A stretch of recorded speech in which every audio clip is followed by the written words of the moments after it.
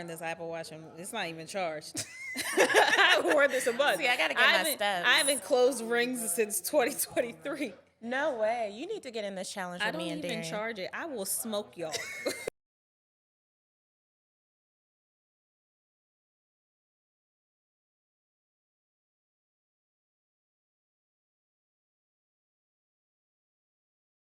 Welcome back to another episode of the Planner Suite. So, Amy and I have been, of course, you know, we're on TikTok. TikTok is leaving soon. It is leaving. It's sad. R.I.P. Moment of silence for TikTok. It's okay. But there was this viral TikTok where the couple allowed their moms to come in for the first look of the bride, the first look of the space, and people were tearing them up in the comments, which was interesting to me because, one, I think couples should be allowed to do whatever they want to do. Mm-hmm. But I want us to address this topic of if people are helping you with your wedding, should they be allowed to do certain things? That's what I want us to think about and talk about today. So what are your thoughts? Because I have my thoughts, but I want to hear yours. I mean, I have a lot of thoughts. So full transparency, you told me about this, but I never went and found the TikTok video. We'll insert it. Yeah, I never went and watched the TikTok video, but you told the story well enough. I get it. No. You don't think so? I mean, I'm biased. I'm a little biased because it's kind of like, no. Like, it's not really about you, you know, those moments. Like, I do understand the first look. That's fine. But, like, the first look of, like, the dress, I kind of think it's a little too much. Like, as a parent. Oh, wait. She did a first look of the room. Did I say dress? I meant the room. Oh, okay. Yeah. I mean, I get it. You're putting your investment. I will say that, like, investments for decor these days are heavy. Like, heavy. Yeah. Like, a portion of your retirement heavy. So I do think, okay, if mom is giving you $30,000, $40,000 for your decor, yeah, you should be able to see the room first. And now, as a wedding planner, I wouldn't have had mom come in on my first look. That's a moment for you and your husband. But I think we could have curated a moment for mom to have a first look of her investment.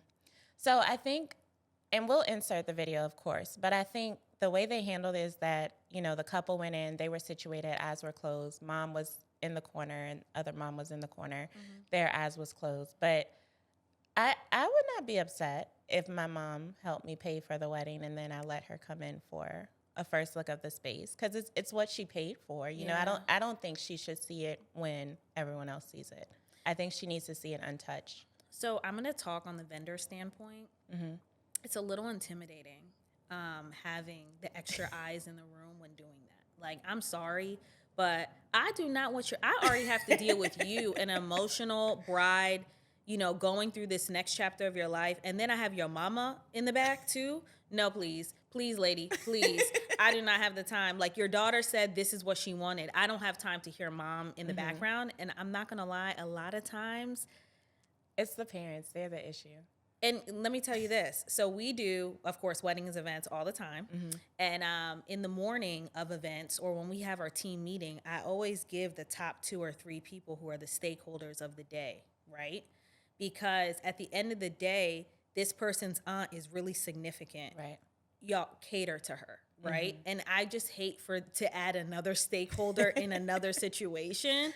But I do see where they're coming from.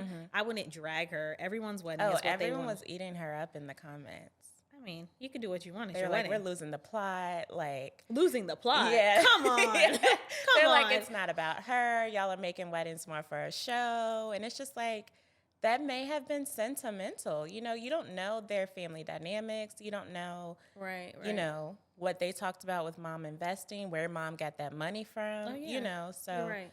And I think that raises up a good point of, you know, I guess like nowadays, should you be asking parents, well, not should you be asking parents for help, but something that you always say is like, weddings are not a time to be prideful. You said like decor is expensive, you know, and her mom helped her. Her mom stepped in and helped her. Yeah. We don't know whether she asked her mom for help or not, but, you know, her mom helped, which is a major thing in itself. So I think families need to help. I think they need to help. I don't think weddings right now, especially going into 2025, or something, unless you are a couple that is really well off and et cetera. And I will say that right now with my Amy Cynthia events, we do all different age groups, but our older age groups are really understanding the budgets of weddings these days. Our like 38, 40, 50 couples are understanding that, hey, like the decor is 28 to 50, $60,000, sometimes 100K. Now, it's not a time to be prideful. Where couples make a mistake is they are not going to the investors early in the game, right? So they're Yeah. not going to their parents and saying, hey, what are you contributing to the wedding? What they're doing is they're almost kind of keeping it secret in the beginning. And then later on, they're getting the prices and be like, damn, I could really asked for use help. mom and dad, right? But Yeah. what you guys should do is you should be asking them in the beginning. And I remember we have a couple right now, we did that. We had a meeting. I had a meeting with mom and dad, and I'm like, hey, this is a wedding that I did. Your daughter likes it, right? This was the budget. Like, names off. This is the budget, right? Your daughter sent me photos of things that she wants to do. Your son sent me things that he would like. He wants interactive golf in the reception space. This is what it costs. That's next level. This is cost. That's a fun one for this year. Yeah. This is what this cost, right? And then once the parents see it, they're like, wow, like we don't want our children putting up all this money for this. But then again, I want my business partner to come. I want the ladies at church to come, you know? And all of those, it costs money for all of those people. The people who held you when you were 2 years old, they Right. need to be there. Exactly. So having that conversation, don't be prideful. Yeah. It's expensive. Weddings aren't what they were in 1960. It's not going to be $3,000, and Right. and your parents understand that. Yeah. But it's just a matter of being open and having that conversation with them. Because I think absolutely. it's like millennials, you know, our thing is like, you don't want to appear that you don't have it, you know, even to your parents. But Yeah. I don't think it's a matter of appearing that you don't have it. It's just like, hey, this is a big expense to start a new family. We need y'all's support. I'm We gonna need always y'all's ask help. my parents. I'm always gonna go. I'm always gonna ask, Mom, please. So now we want to jump into, you know, the tradition is that the groom's family typically pays for the rehearsal dinner. And, you know, back in the day, the bride's family paid for everything. So I think the question now is like, are we sticking to that? Are we switching to more modern traditions or ideas? Just thinking about like things we've seen, you know? So I think it depends on the culture, right? It depends what the wedding is. Like, it's funny, like when I got engaged, my dad was like, yeah, in Ghana, Nathan's supposed to pay for everything. And I'm like, well, Dad, we are not in Ghana. Like, we are rich. Nathan was probably like, 2 weddings? You want me to pay for everything? Yeah, but traditionally the groom pays for the rehearsal dinner, right? And then the bride's family kind of pays for everything else. But recently I've kind of seen a cool split of it all. Like sometimes I'm seeing that like the groom's family will come in and help the bride's family with the venue, which I think is like, that's like good. a nice chunk, big expense. Yeah. I really, really like that piece of them taking on the venue cost and splitting it, because then it gives them the authority to kind of invite who they want to invite in ways. Because a lot of times the couples are like, well, Mom, Dad, it's so expensive for this per person, but if they're taking care of that, it doesn't matter. It's like you can invite whoever you want. You can invite whoever you want and et cetera, let them come, Right. right? And then it still gives the couple the opportunity to, like, you still do decor. You could go all out on decor. You could still have your rehearsal dinner, pay for Right. your dresses, have your DJ. Like, I do not recommend your parents paying for the DJ. No.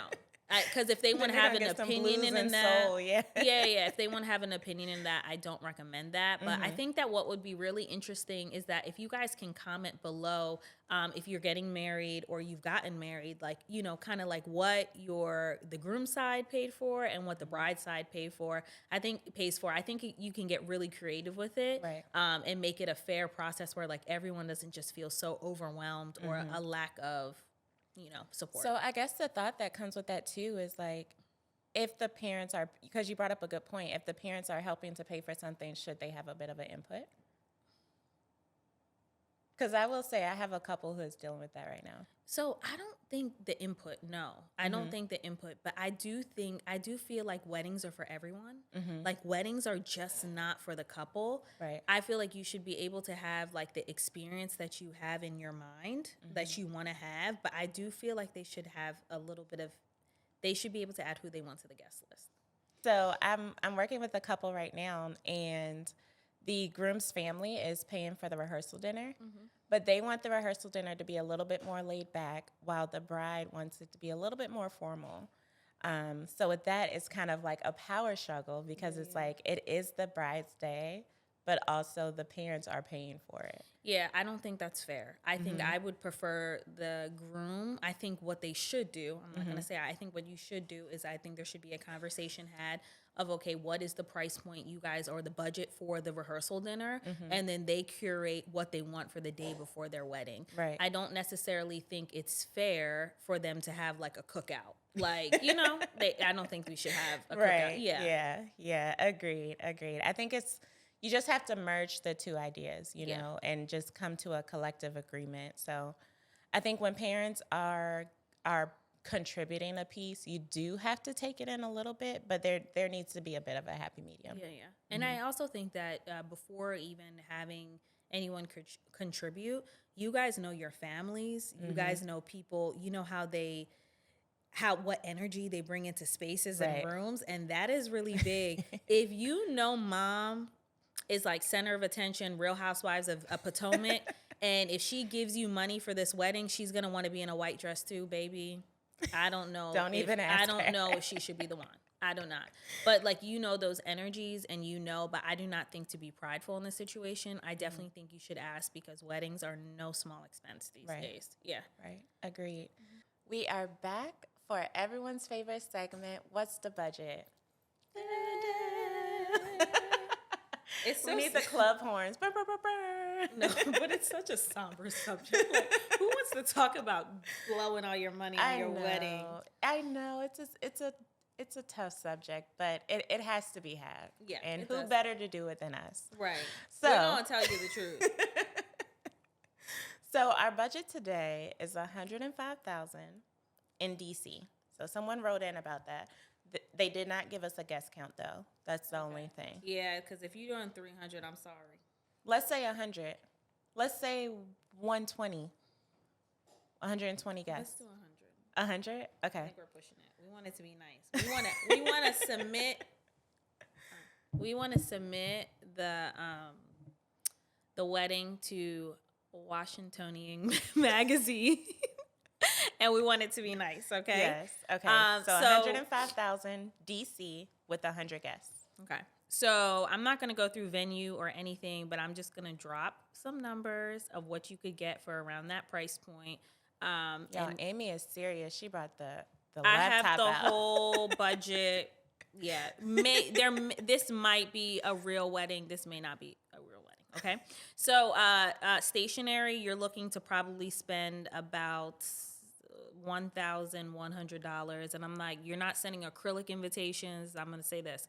They're not going to be those nice acrylic invitations. It's going to be a regular invitation suite that you're sending people out. Save the dates and invitations. Those acrylic invitations? Yeah.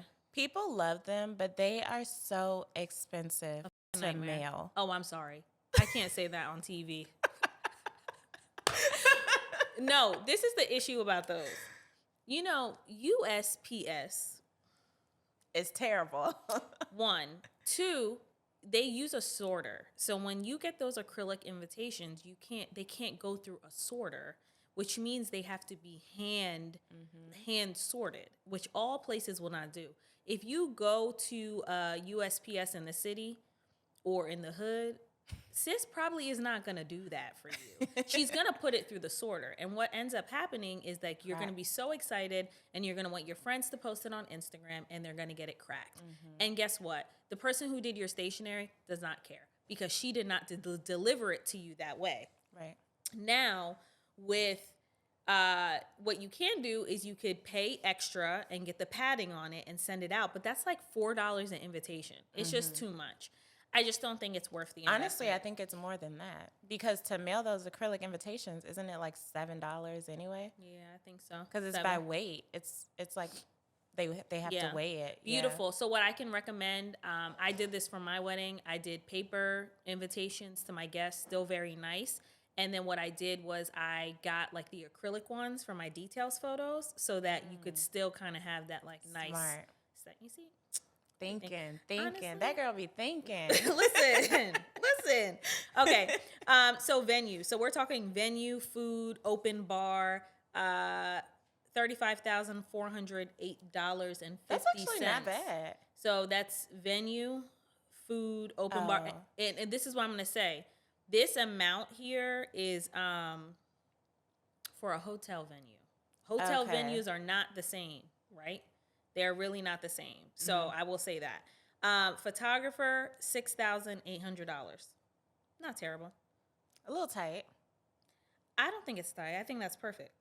Okay. I think that's nice. I think that's a very nice medium for a very good photographer. I think about some of my favorite photographers, and it's like 6,000 minimum. You know, Right. Well, so true. yeah, Depends how many hours. They may have got 8 hours. yeah, May have got 6. Maybe they're not getting ready photos. You don't know. that's true. Okay. Videography. Now this is cheap. This is $2,500 for videography. The video was bussing. It was so good. Okay, so that was $2,500. But now we're doing content creators, so you don't have to do videography. You could do a content creator. Now content creators are still expensive though. I see content creators come up for $2,500. Wait, let me clarify. You're reading this from a wedding we've done before that had this budget. I told them maybe I am, maybe I'm not. I'm just trying to get clarity for our viewers. Okay, for me. clarity is this is a real wedding.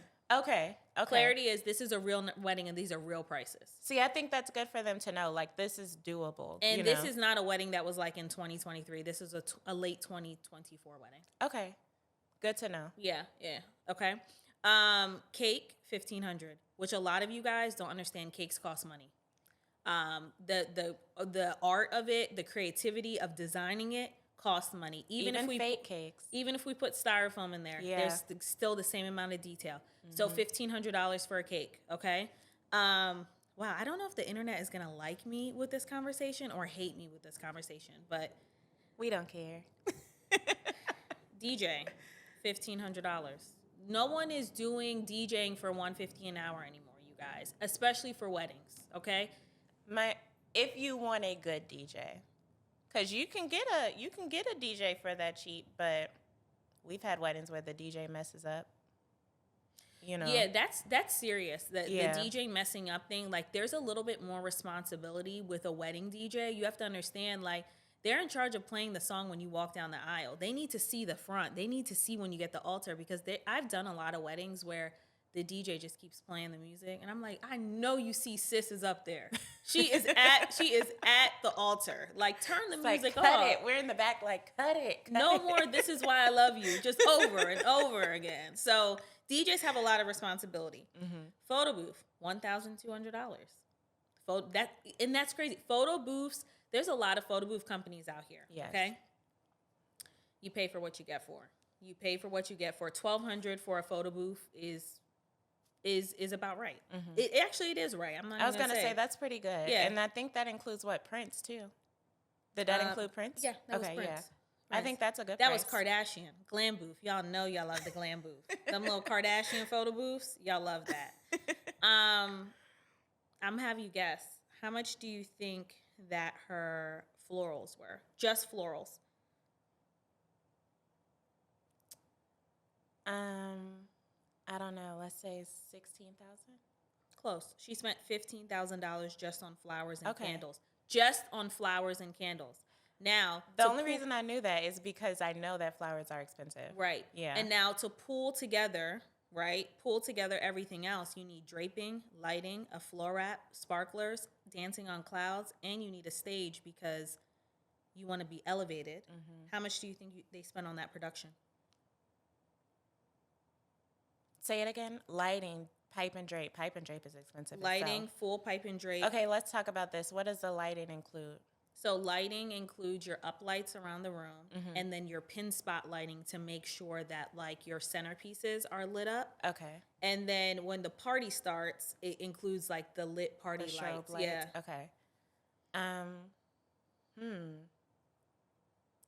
Pipe and drape lighting, dancing on a cloud, floor wrap, the stage, and then we had to get those big pictures. Everyone loves their big pictures. Let's say $20,000, $22,000. I'm kind of getting close. You're doing good. Okay. You're doing good. Okay. So that's great, but we don't have anything to sit on. We don't have chairs to sit on. We don't have charger plates. We don't have fancy tables, and we have nowhere to put the cake. So how much were her rentals? Oh, and we had to bring in gold flatware. 21. Just for the rentals? Like the chairs, just rentals. Okay, like what chairs, kind of chairs? They were like a ghost chair, like an acrylic ghost Like the chair. plastic, the acrylic? Yeah. You were 27. You were too high.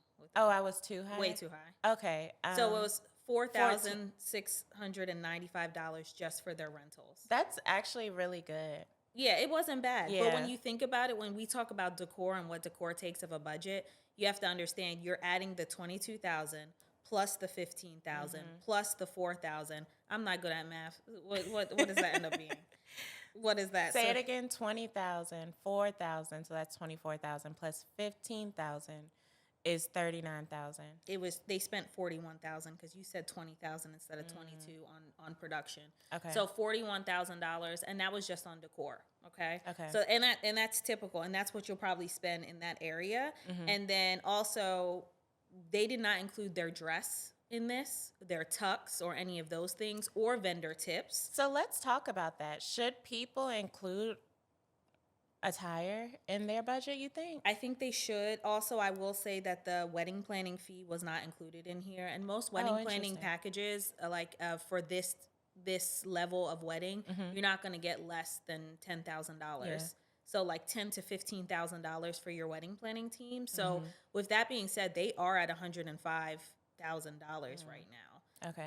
So that was like right on the dot. One thing that I will say is that we did not include like hair and makeup in here. Okay. Hair and makeup, and we're going to talk about this on another episode, but the investment in bridal hair and bridal makeup is not like a $350 sew-in, right? It's over $1,000. Yeah, to make it happen. So yeah, we're right around that. So this budget actually right here in front of me is $96,502.54. That is not including the $10,000 for the wedding planner, would put you right at 106. Okay. About. So these numbers that you gave are exactly for a $105,000 wedding in the DC area or the Nova area. So, we kind of just walked through that step by step by step for you all. Yeah. But we said attire should be included. Is that what you're saying? I do think attire should be included. I always tell couples, I did a wedding a couple years ago, and they were like, yeah, I'm not going to include my tux. I'm not going to include my dress. I'm not going to include makeup. And then later on, we had a meeting, and they're like, oh, my God, we're so over budget. We're so over budget. And they added attire in. They added their red bottoms. They added their jewelry. They added the David Yurman bracelet, that they wanted to wear. And I'm like, it's better that you put it on there. We see it at the beginning. We see it, and then you pull the stuff out. Than be really, really like shell shocked at, oh wow, this is how much this is costing. Because you can have regrets during your process while you're doing it. Like, oh, I picked the wrong venue. Like, oh, I should have went with the other one. Yeah, I'm always torn about including attire. Because you mentioned like red bottoms and things such as that, and I'm always like, take that out of your personal money. And another thing is, don't wear red bottoms. We had a please. We had a groom get red bottoms, and I understand the red. Well, first of all, I'm sure a photographer could just like Photoshop it, but you can't walk in them. They hurt. Yeah. You have to break them in. Remember, I had to go get him some shoes. Yeah. Where did I go? Did I go to ASOS? I don't know. Yeah, I went to like H&M, ASOS, and just got him some black lace-up shoes. Yeah, but they do hurt. That's the rough part is like, it's okay. Like, you want these nice things.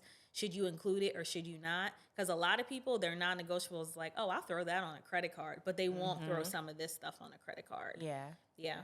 Budget is something serious. Yeah. So just comment below. Let me know if like my numbers are accurate. Like, are you seeing these same price points? Are they blowing you away? Yeah. Or are you kind of like, this is a little bit too expensive. I will say this couple did add stuff in. We ended up adding a content creator a week before.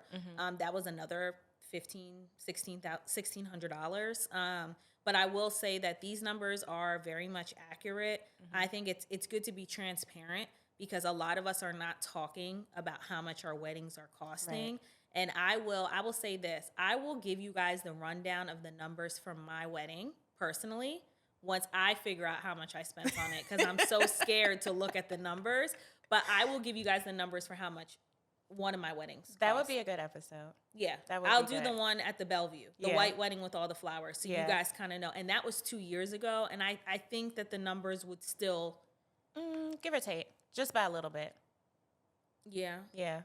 Yeah.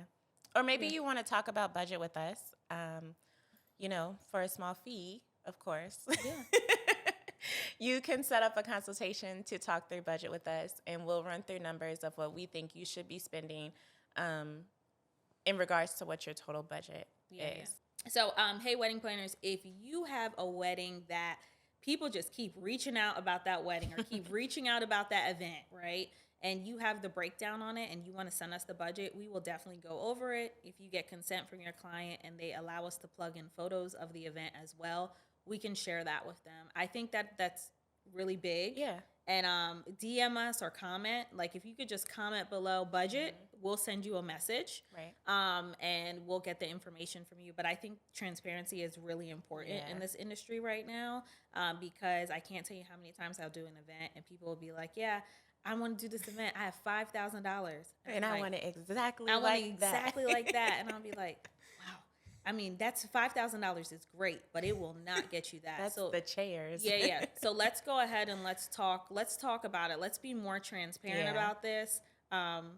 Let's do that in 2025. Let's be transparent about these prices. And and let's be on one accord so that no one will come and say, hey, this person charged me this for this. We're all charging the same price. We need a round table. Yeah.